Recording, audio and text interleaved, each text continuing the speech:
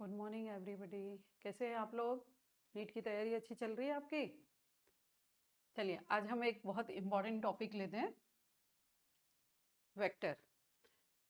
Biotechnology में बिना vector के इम्पॉसिबल है कि हम कॉपी कैसे करेंगे डीएनए को। उसके लिए हमको वेक्टर की ज़रूरत है। तो हम यहाँ पे role of vector, DNA, types of cloning vector और वेक्टर्स के कैरेक्टरिस्टिक्स देखेंगे। एक आइडियल वेक्टर के कैरेक्टरिस्टिक्स में क्या क्या होना चाहिए, वेक्टर का रोल क्या है और types of cloning vector. Next topic जाता है आपका इसी से रिलेटेड। ये हमारे पास है वेक्टर डीएनए। वेक्टर डीएनए को हम और बोल सकते हैं vehicle DNA.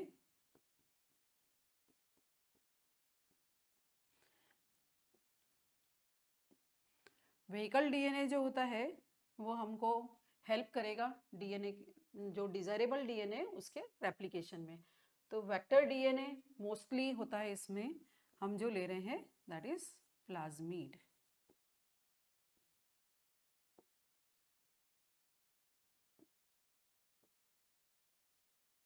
Gene of interest, GOI, ये हमने सपोज क्राइजीन लिया या फिर NIF जीन लिया, नाइट्रोजन फिक्सिंग जीन, या क्राइजीन जिसको हमको कॉटन में ट्रांसफर करना है। हमने यहाँ पे वेक्टर डीएनए मतलब प्लाज्मिड को कट किया और कट करके यहाँ पे डिजायरेबल डीएनए को ऐड किया, जिसको मैं लिख रही हूँ GOI, जीन ऑफ इंटरेस्ट। इसको जब ऐड किया तो इस प्लाज्मिड का या वेक्टर का कॉम्बिनेशन चेंज हो गया। That's why it is called as recombinant DNA और RDNA, या इसी को हम और बोलते हैं काइमेरिक डीएनए।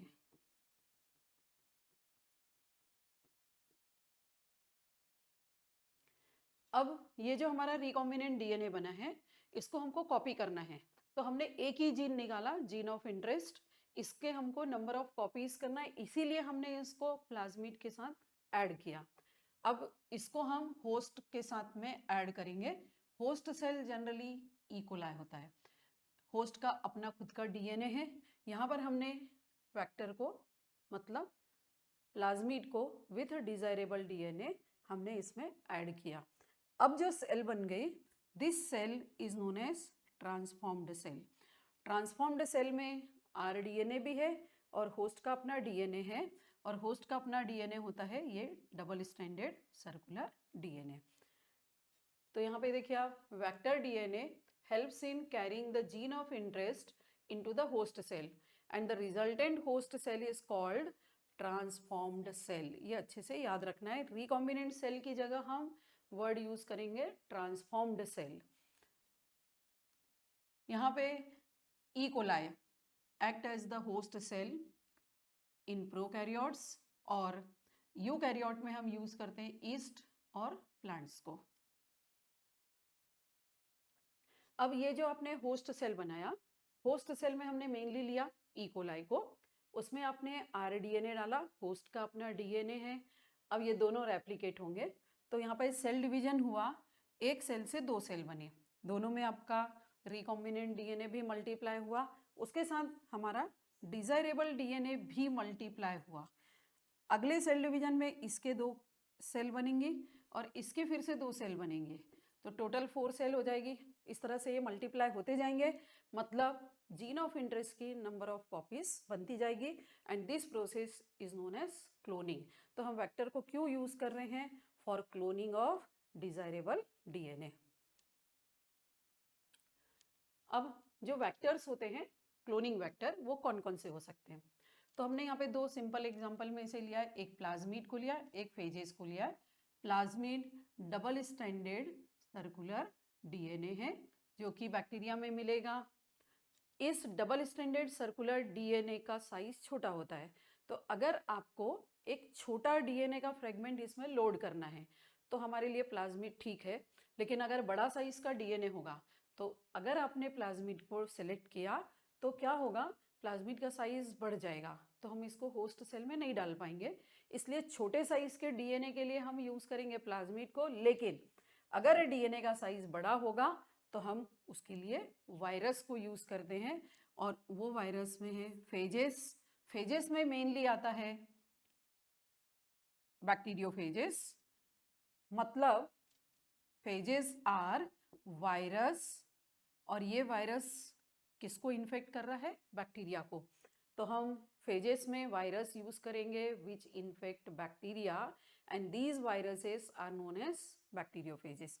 यहाँ पे जो डीएनए होगा वो लीनियर होगा, ऐसा लंबाई में होगा, जबकि प्लाज्मिड का डीएनए सर्कुलर डबल स्ट्रैंडेड होगा। तो दे कंटेन, यहाँ पे लिखा है देखिए आप, लीनियर डीएनए। अब कुछ और वेक्टर्स, हमने एक प्लाज्मिड और फेजेस तो ले लिया जो कि नेचुरल वेक्टर की तरह थे। अब यहाँ पे है टाइप्स ऑफ क्लोनिंग वेक्टर में दो और टाइप लिया, BAC and YAC, bacterial artificial chromosome and yeast artificial chromosome. BAC और YAC they are used in human genome project. ये एक और क्वेश्चन आपके लिए बनता है। ह्यूमन जीनोम प्रोजेक्ट में जो भी हमने डीएनए के फ्रेगमेंट छोटे बड़े बनाए थे, उन सब की क्लोनिंग करने के लिए हम यूज करेंगे बीएसी और वाईएसी, बैक्टीरियल आर्टिफिशियल क्रोमोसोम और yeast artificial chromosome. These two are also cloning vector but they are synthetic, मतलब जेनेटिकली इंजीनियर्ड, मतलब ये ह्यूमन बीइंग ने बनाया हुआ है। अब जो कैरेक्टरिस्टिक्स हैं आइडियल वेक्टर के, वो क्या क्या होना चाहिए? तो सेल्फ रेप्लिकेशन की कैपेसिटी होना चाहिए, अपने आप मल्टीप्लाई हो सके, इसमें आरओपी होना चाहिए। आरओपी होता है ऐसा जीन जो एक पर्टिकुलर प्रोटीन को कोड करता है दैट हेल्प्स इन रेप्लिकेशन। तो ROP is a gene that code for protein which helps in replication. ये बहुत जरूरी है, इसके बिना डीएनए का रेप्लिकेशन ही नहीं होगा, मतलब प्लाज्मिड का रेप्लिकेशन ही नहीं होगा। उसके लिए हमको आरओपी और एक ओराई, ओरिजिन ऑफ रेप्लिकेशन, ये दोनों की जरूरत पड़ती है। तो it should have selectable marker, या तो हम लगाएं या फिर आपने पढ़ा है एग्रोबैक्टीरियम ट्यूमिफेशियंस में टीआई प्लाज्मिड होता है। टीआई प्लाज्मिड में जो टी डीएनए होता है that act as a selectable marker, वो हम आगे के वीडियोस में बात करेंगे उसके बारे में। और चौथी चीज है, इसमें क्लोनिंग साइट होना चाहिए। तो एक वेक्टर में क्या क्या कैरेक्टरिस्टिक होना चाहिए? सेल्फ रेप्लिकेशन की कैपेसिटी होना चाहिए, आरओपी होना चाहिए, सेलेक्टेबल मार्कर होना चाहिए और क्लोनिंग साइट्स होना चाहिए। अब हमने यहाँ पर एक जेनेटिकली इंजीनियर्ड वेक्टर का एग्जांपल लिया है, दैट इज PBR322। PBR322 में P मतलब है प्लाज्मिड, BR साइंटिस्ट के नाम पे है बोलीवार एंड रॉड्रिगेज, इन्होंने इसको बनाया था इसलिए उनका नाम भी लिखा हुआ है इसमें।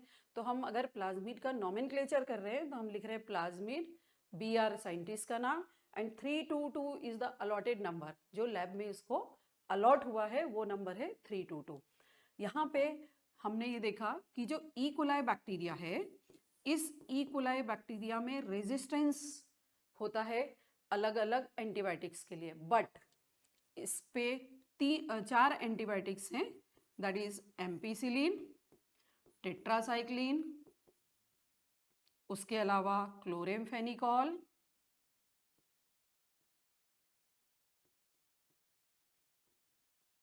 और एक आता है आपका कैनामाइसिन। अगर आप ई कोलाई को इन 4 में से किसी भी एंटीबायोटिक से ट्रीट करेंगे तो बैक्टीरिया की डेथ हो जाएगी, क्योंकि बैक्टीरिया ये 4 एंटीबायोटिक के लिए कोई रेजिस्टेंस शो नहीं करता। हमारे लिए ये अच्छी बात है कि ये किसी भी ये 4 एंटीबायोटिक्स के लिए इसके पास रेजिस्टेंस नहीं है। तो हमने क्या किया, एम्पीसिलिन रेजिस्टेंस जीन और टेट्रासाइक्लिन रेजिस्टेंस जीन, ये 2 जीन को हमने PBR322 में ह्यूमन बीइंग ने लगाया, मतलब बोलीवार और रॉड्रिगेज ने इसमें डाला एज अ सेलेक्टेबल मार्कर। तो टेट्रासाइक्लिन रेजिस्टेंस और एम्पीसिलिन रेजिस्टेंस। अब ये कोई भी जीन अगर हम डालेंगे तो इसके लिए यहाँ पे रेस्ट्रिक्शन साइट होना चाहिए, मतलब जहाँ पर ये कट सके। तो उसके लिए यहाँ पर रेस्ट्रिक्शन एंडोन्यूक्लियस, ECUR1 के लिए रेस्ट्रिक्शन साइट ये आएगा, CLE1, देन हिंड 3, ये आ गया आपका कॉमन। तो आप ऐसा क्लॉकवाइज में याद करिए, ECOR1, CLE1, हिंड 3। अब यहाँ पे मैंने टेट्रासाइक्लिन रेजिस्टेंस जीन लगाया, इसका रिस्ट्रिक्शन साइट है BAMH1, BAMH1 और SAL1 के पास।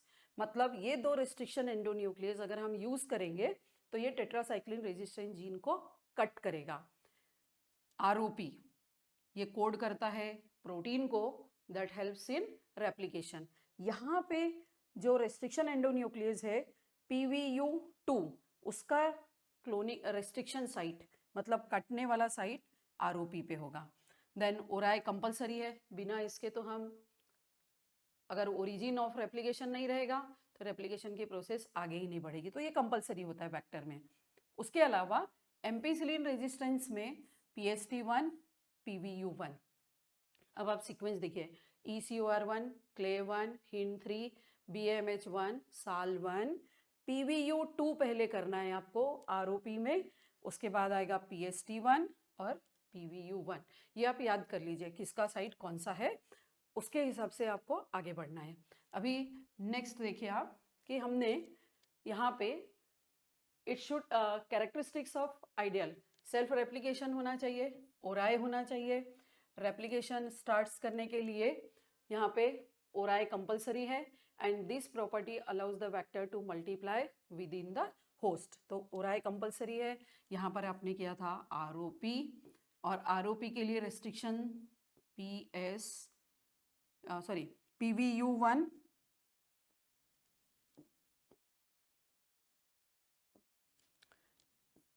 PVU2 ये आएगा ROP में। यहाँ पर हमने लगाया था एम्पिसिलिन रेजिस्टेंस जीन और यहाँ पे था टेट्रासाइक्लिन रेजिस्टेंस जीन। यहाँ पे साइट था आपका BAMH1, उसके लिए साइट था, यहाँ पे था SAL1, यहाँ पे था PVU2 और एम्पिसिलिन के लिए था PST1 और PVU1। अब अगर मैंने BMH1 या SAL1 को यूज़ किया तो मैं यहाँ से DNA को कट करूँगी या इधर से कट करूँगी जो टेट्रासाइक्लिन रेजिस्टेंस के लिए। तो सपोज मैंने यहाँ पे जीन ऑफ इंटरेस्ट ऐड किया, तो मैंने यहाँ पे इसको कट किया बाय SAL1 और यहाँ पे मैंने जीन ऑफ इंटरेस्ट डाला। अगर ये जीन इसके साथ ऐड हो जाएगा तो ई कोलाई टेट्रासाइक्लिन में ग्रो नहीं करेगा क्योंकि उसका रेजिस्टेंस जीन हमने कट कर दिया। तो अगर हमने कट कर दिया तो ये टेट्रासाइक्लिन के लिए रेजिस्टेंस शो नहीं करेगा, उसका मतलब टेट्रासाइक्लिन में इसकी डेथ हो जाएगी, लेकिन ये एम्पिसिलिन में ग्रो करेगा। मैंने अगर PST1 यूज किया या PVU1 यूज किया और यहाँ पे मैंने जीन ऑफ इंटरेस्ट यहाँ पे लगा दिया, अगर ये जीन इसके साथ ऐड हुआ तो बैक्टीरिया एम्पिसिलिन में ग्रो नहीं करेगा लेकिन टेट्रासाइक्लिन में ग्रो करेगा। उसका मतलब हमने जो जीन डाला था वो इसके साथ में ऐड हो गया। अगर ये ऐड नहीं होता है दोनों में से कहीं पर भी तो ये एम्पिसिलिन में भी ग्रो करेगा और टेट्रासाइक्लिन में भी ग्रो करेगा। लेकिन अगर दोनों में से कहीं पर भी एक जगह हमने इधर लगाया या फिर हमने इधर लगाया तो उसके अकॉर्डिंग ये टेट्रासाइक्लिन या एम्पिसिलिन में ग्रो करेगा। मुझे उम्मीद है आपको समझ रहा होगा। नेक्स्ट पॉइंट, इसमें ROP होना चाहिए। ROP ये एक जीन है that code for protein which helps in replication. ये पक्का याद रखो, ROP कोई रेस्ट्रिक्शन साइट नहीं है। ROP जो है उसमें रेस्ट्रिक्शन साइट है PVU1 के लिए 2 के लिए, लेकिन ROP एक जीन है that code for protein which helps in replication. Next हम ले रहे हैं, इसमें सेलेक्टेबल मार्कर होना चाहिए। तो सेलेक्टेबल मार्कर हमने लगाया एम्पिसिलिन रेजिस्टेंस और टेट्रासाइक्लिन रेजिस्टेंस जीन। तो it should have selectable marker. Selectable markers are genes that help in identifying if recombinant DNA is successfully inserted into the host or not। तो हमने जो gene of interest डाला वो उस vector में गया या नहीं गया वो चेक करने के लिए हम इसमें सेलेक्टेबल मार्कर लगाते हैं। There are two types of selectable marker, antibiotic resistance gene और दूसरा है लैक जेड जीन। यह हम अभी इंसर्शनल इनएक्टिवेशन में पढ़ेंगे। फिलहाल हमने अभी जो लिया वो एंटीबायोटिक रेजिस्टेंस जीन लिया, और ये एंटीबायोटिक रेजिस्टेंस जीन है एम्पिसिलिन रेजिस्टेंस और टेट्रासाइक्लिन रेजिस्टेंस के लिए। इन PBR 322 antibiotic resistance gene is the selectable marker, that is ampicillin resistance and tetracycline resistance gene, and the two antibiotic resistance gene are the two antibiotic resistance genes present in PBR 322. Next, it should have cloning site. Cloning sites are the site at which the gene of interest is inserted. तो cloning site अभी आपने देखा ampicillin resistance के लिए जो gene था वहाँ पे था क्लोनिंग साइट, और वो क्लोनिंग साइट पे हमने उसको कट किया और कट करके जीन ऑफ इंटरेस्ट को लगाया, या फिर हमने टेट्रासाइक्लिन रेजिस्टेंस में लगाया। तो क्लोनिंग साइट होना कंपलसरी है। They have restriction enzyme site और recognition site where REN, that is restriction endonuclease cuts. तो पहला है उसमें क्लोनिंग साइट होना चाहिए, जीन ऑफ इंटरेस्ट को हम इंसर्ट कर सके। दूसरा, उसमें रेस्ट्रिक्शन एंजाइम के लिए रिकॉग्निशन साइट होना चाहिए। जैसे मैंने आपको बताया एम्पिसिलिन रेजिस्टेंस के लिए हमारे पास दो रेस्ट्रिक्शन एंडोन्यूक्लियस हैं, that is PVU1 and PST1। Same way आपके पास टेट्रासाइक्लिन रेजिस्टेंस के लिए दो रेस्ट्रिक्शन एंडोन्यूक्लियस हैं। टेट्रासाइक्लिन रेजिस्टेंस में दो रिकॉग्निशन साइट है, एक है BMH1 के लिए और एक है SAL1 के लिए, राइट। अगला पॉइंट, कैरेक्टरिस्टिक्स क्या होना चाहिए। तो at each cloning site there are sequences where the restriction enzyme makes the cut. तो यहाँ पर BMH1 के लिए है रेस्ट्रिक्शन साइट, यहाँ पे SAL1 के लिए रेस्ट्रिक्शन साइट है। मतलब ये पर्टिकुलर सीक्वेंस है जहाँ पर SAL1 इसको काट सकता है, इधर BMH1 काटेगा, ROP में PVU2 कट करेगा, यहाँ पर PST1 और PVU1। इसके लिए PVU1 के लिए रेस्ट्रिक्शन साइट यहाँ पर है, PST1 के लिए यहाँ पे है, और BMH1 के लिए इधर और SAL1 के लिए इधर आएगा। These sequences are called recognition site or restriction site. At each site there are different restriction endonuclease making the cut. इस साइट में ये दो रेस्ट्रिक्शन एंडोन्यूक्लियस हो गए जो इसको कट करेंगे। Same way PVU1 is restriction endonuclease, यहाँ पर भी ये दो रेस्ट्रिक्शन एंडोन्यूक्लियस है जिसके लिए यहाँ पे हमारे पास पर्टिकुलर रिकॉग्निशन साइट या रेस्ट्रिक्शन साइट प्रेजेंट है। So at one site, if it's HIN3 that is making the cut, then at the other site it's CLE1. तो अगर ये यहाँ से कट कर रहा है तो उसके लिए HIN3 काम आएगा, बट इस साइड से कट कर रहा है तो उसके लिए CLE1। मतलब हर जगह के लिए एक specific restriction endonuclease enzyme present होगा। अब एक वेक्टर में और क्या होना चाहिए, that there are three HIN3 recognition site.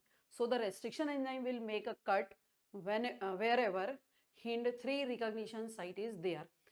Thus resulting plasmid will cut at several places.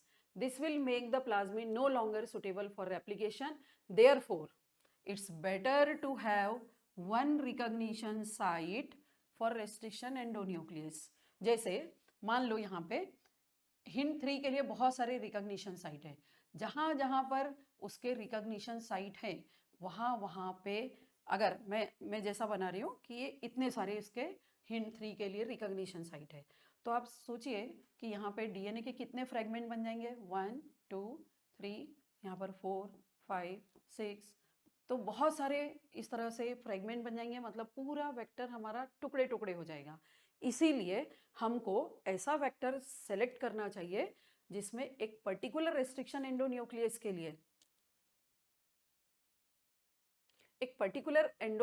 के लिए हमारे पास वन रिकॉग्निशन साइट होना चाहिए। ये बहुत इंपॉर्टेंट है वेक्टर के लिए कि it should have one recognition site for one restriction endonuclease.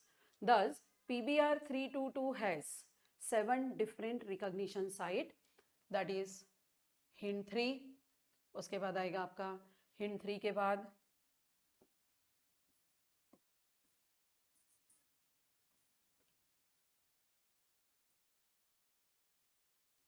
यहाँ पे आएगा आपका BMH1,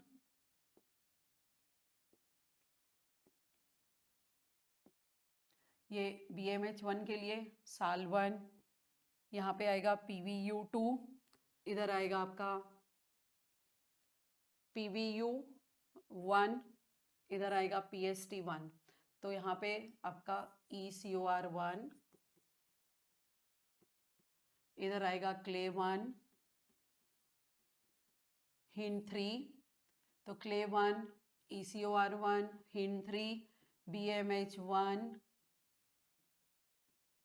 SAL1, यहाँ पे आएगा आपका PVU2, देन इधर आएगा PVU1 एंड PST1।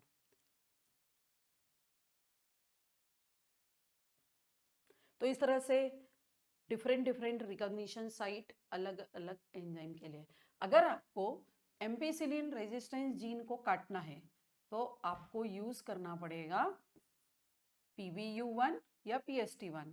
अगर आपको टेट्रासाइक्लिन को कट करना है तो ये BMH1 या SAL1 से ही कटेगा, किसी दूसरे रेस्ट्रिक्शन एंडोन्यूक्लियस से नहीं कटेगा। अभी ट्यूमर इंड्यूसिंग प्लाज्मिड या TI प्लाज्मिड ये ऑटोमेटिकली ये खुद ही प्रेजेंट होता है बाय नेचर एक सॉइल बैक्टीरियम में, that is called as Agrobacterium tumefaciens. Agrobacterium tumefaciens में जो प्लाज्मिड होता है उसका नाम है TI plasmid, that is tumour inducing plasmid. TI tumour inducing plasmid that contain tDNA। tDNA या इसी को हम ट्रांसफर DNA बोल रहे हैं, और ये TI प्लाज्मिड का एक पार्ट है tDNA। ये काम करता है एज अ सेलेक्टेबल मार्कर, और ये खुद ही प्रेजेंट होता है, ये ह्यूमन बीइंग ने नहीं लगाया है। दैट्स वाई एग्रोबैक्टीरियम ट्यूमिफेशियंस को हम नेचुरल जेनेटिक इंजीनियर बोलते हैं।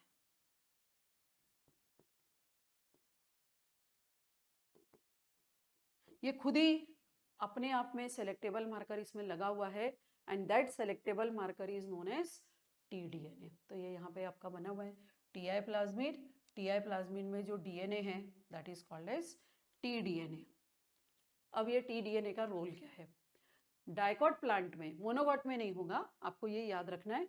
डाइकॉट प्लांट में जब हम एग्रोबैक्टीरियम ट्यूमिफेशियंस का इसमें इन्फेक्शन कराते हैं प्लांट सेल में, तो ये क्या काम करता है? डाइकॉट प्लांट में ये क्राउन गाल डिजीज प्रोड्यूस करता है, मतलब ट्यूमर प्रोड्यूस करता है, and this tumour is produced by tDNA of TI plasmid. तो अगर मेरे पास ये TI प्लाज्मिड में tDNA है, इस tDNA को मैं कट करूं, और कट करने के बाद मैं यहाँ पे डिजायरेबल DNA को ऐड कर रही हूँ। तो मैंने tDNA को कट कर दिया और अपना डिजायरेबल DNA इसके साथ इंसर्ट कर दिया, तो क्या होगा? ये क्राउन गाल डिजीज मतलब ट्यूमर प्रोड्यूस नहीं करेगा। अगर इसने ट्यूमर प्रोड्यूस नहीं किया तो हमारा जीन ऑफ इंटरेस्ट यहाँ पे आ गया। अगर इसने ट्यूमर प्रोड्यूस किया उसका मतलब हमारा जीन यहाँ पे इंसर्ट नहीं हुआ है, तो हम tDNA को यूज करते हैं एज अ सेलेक्टेबल मार्कर। तो this transformation of normal plant cell into tumour cell causes them to produce chemicals required by the bacterial pathogen to cause crown gall disease. Next, अभी summary अब देखिए कि हम vector कौन कौन से use कर सकते हैं। छोटे DNA के लिए प्लाज्मिड, बड़े DNA के लिए phases. Plasmid double standard circular DNA है, ये लीनियर DNA है, और BAC YAC ये आर्टिफिशियल है जो ह्यूमन बीइंग ने अपने इंटरेस्ट के लिए बनाया है। Role of vector in vector DNA, तो it carries the gene of interest into the host and it helps in cloning. मुझे उम्मीद है आपको समझा होगा। अगर आपको पसंद आया तो लाइक कीजिए, सब्सक्राइब कीजिए, और आपको और कोई और वीडियो चाहिए तो मुझे कमेंट बॉक्स में लिख के बताइए। Thank you.